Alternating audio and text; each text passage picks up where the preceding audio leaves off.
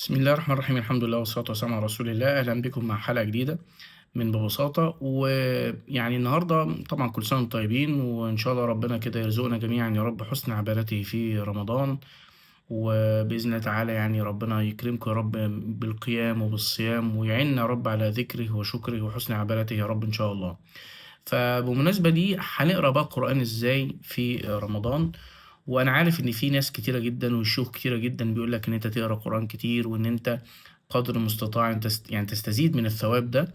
لكن أنا باحب إن أنا يعني أستني بسنة النبي صلى الله عليه وسلم، وإن أنا أقول لك إزاي كان النبي صلى الله عليه وسلم كان بيقرأ القرآن. طبعًا الحق سبحانه وتعالى يعني أمر النبي صلى الله عليه وسلم قال له: "ورتل القرآن ترتيلًا." فكان النبي صلى الله عليه وسلم يقرأ القرآن بتمهل وبترتيل. وأم سلمة رضي الله عنها وأرضاها قالت أن النبي صلى الله عليه وسلم كان يقطّع قراءته آية، آية. وحذيفة بن اليمان رضي الله عنه قال أن النبي صلى الله عليه وسلم كان يمُر بآية الرحمة، فكان يسأل كما في حديث كما في صحيح مسلم أنه كان إذا مَر بآية رحمة سأل، وإذا مَر بآية عذاب تعوّذ. فأنا عايزك لمّا تيجي تقرأ القرآن، اقرأ القرآن بالطريقة دي. آية فيها رحمة، قِف واسأل الحق سبحانه وتعالى من رحمته. آية فيها جنة، قِف واسأل الحق سبحانه وتعالى من الجنة.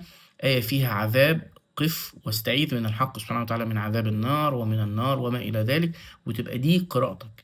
آية تقع في صدرك، اقفل عليها بالشمع الأحمر. كلنا عارفين الشمع الأحمر ده بيستخدموه لمّا يكونوا عايزين يشمّعوا محل والّا حاجة، يروح مقفّل المحل وحاطط عليه شمع أحمر، وفي مخالفة قانونية لو أنت شِلت الشمع الأحمر ده. نفس الكلام، آية زي مثلًا ومن يتق الله يجعل له مخرجًا ويرزقه من حيث لا يحتسب، تقع في صدرك تقوم قافل عليها بالشمع الأحمر مثلًا. آية مثلًا زي مثلًا إن تنصروا الله ينصركم، فاذكروني أذكركم. يبقى أنا هاذكر الحق سبحانه وتعالى كثيرًا عشان ربنا سبحانه وتعالى يعني يجعلني كمان يذكرني في الملأ الأعلى.